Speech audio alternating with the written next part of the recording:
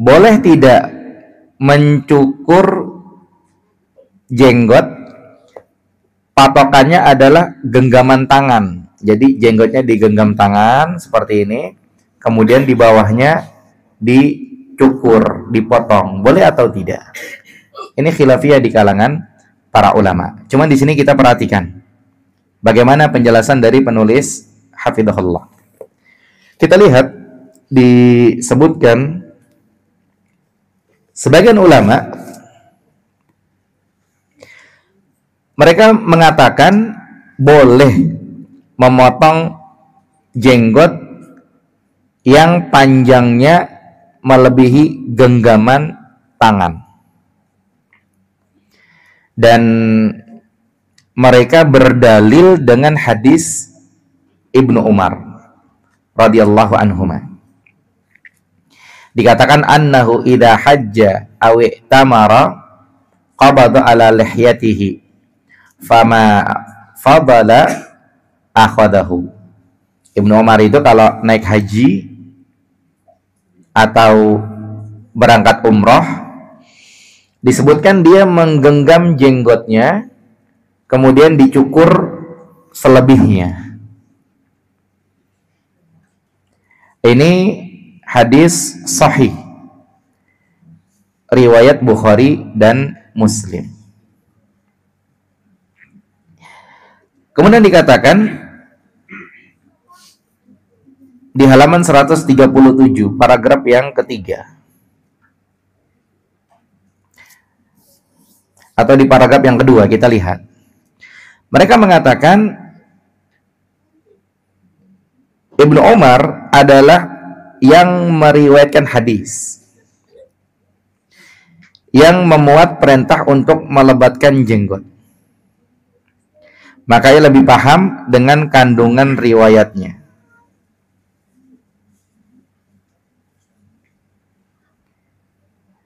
Cuman masalahnya kata penulis hafizahullah, mereka tidak punya hujjah dalam asar ini. Apa sebabnya? Karena beberapa hal. Jadi mereka ulama yang membolehkan cukur jenggot yang melebihi genggaman tangan, selebihnya boleh dicukur. Mereka pakai dalil hadis Ibnu Umar. Tapi kata penulis hafizahullah, itu tidak bisa dijadikan dalil. Apa sebabnya? Sebabnya yang pertama dikatakan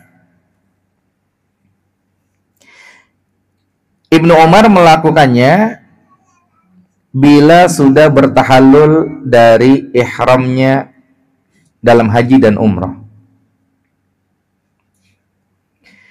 Nah, sementara sekelompok ulama yang berpendapat demikian memperbolehkannya di setiap saat. Jadi Ibnu Umar istilahnya tahallulnya cukur jenggotnya itu gitu. Sementara ulama-ulama yang bilang boleh, mereka membolehkannya kapan aja boleh. Padahal yang dilakukan oleh Ibnu Umar secara dalil hanya beres haji dan umroh. Jadi pas tahallul doang gitu. Tapi ulama-ulama yang bilang boleh, kapan aja boleh gitu. Ini satu. Kemudian yang kedua, disebutkan bahwa apa yang dilakukan oleh Ibnu Umar ini muncul berdasarkan atas penafsiran firman Allah Subhanahu wa taala, muhalliqina ru'usakum wa muqassirin. Dalam ayat Allah mengatakan muhalliqina ru'usakum, kepalanya halak. Halak itu artinya apa? Botak alus. Wa muqassirin, dan jenggotnya dipendekin. Dan Ibnu Umar salah satu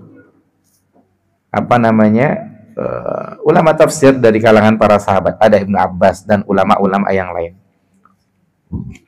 Nah, versinya Ibnu Umar radhiyallahu anhuma Yang pertama, muhalliqina ru'usakum, ra'as itu kepala. Kepalanya halak, kepalanya botak alus, wa muqassirin, dan yang satu lagi muqassirin. Muqassirin artinya dipendekin. Pemahaman Ibnu Umar radhiyallahu anhuma, yang dipendekin itu jenggotnya, sehingga dia berpatokan seperti ini, bawahnya dicukur seperti itu. Kemudian yang ketiga, sebabnya adalah, jadi dalil Ibnu Umar tidak bisa dijadikan dalil gitu, tidak bisa dijadikan hujjah. Sebabnya adalah seorang sahabat, di sini sahabatnya adalah Ibnu Umar radhiyallahu anhu. Ketika dia mengatakan sesuatu, atau ketika dia melakukan sesuatu, bertolak belakang dengan sesuatu yang diriwayatkan sebelumnya,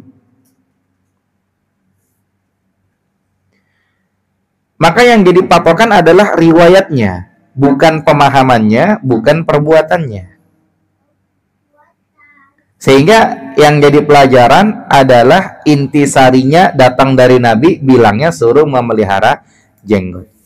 Sementara Ibnu Umar melakukan yang berbeda, berarti Ibnu Umar nggak jadi patokan. Biarlah Ibnu Umar jadi Ibnu Umar. Yang jadi patokan adalah tetap perkataan Nabi SAW. Apa perkataan Nabi? Disuruh memelihara jenggot. Ini sebab yang ketiga. Kesimpulannya, paragraf terakhir di halaman 137, berdasarkan keterangan tersebut, maka pendapat yang benar adalah membiarkan jenggot. Tidak boleh menguranginya sama sekali. Apa sebabnya? Sebabnya karena keumuman perintah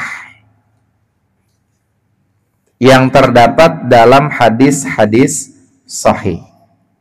Jadi kalau kita cek hadis-hadisnya, ada bunyinya adalah a'ful liha, kemudian arkhul liha, arjul liha, kemudian wa farrul liha, auful liha. Beda-beda kata, intinya sama. Sebagaimana ini pendapat jumhur ulama. Ya, wallahu a'lam. Jadi kalau misalkannya ada sebagian yang mengamalkan, dia pegang jenggotnya, kemudian dicukur, ini salah satu pendapat ulama. Dan yang lebih tepat, kata penulis, hafidhahullah, itu tidak bisa dijadikan dalil. Kenapa? Ya, karena yang pertama, Ibnu Umar, dia ngelakuin itu beres haji dan umroh. Ulama-ulama yang membolehkan bilangnya kapan aja mau boleh begitu. Berarti di sini ada sesuatu yang nyangkut, yang nggak sinkron.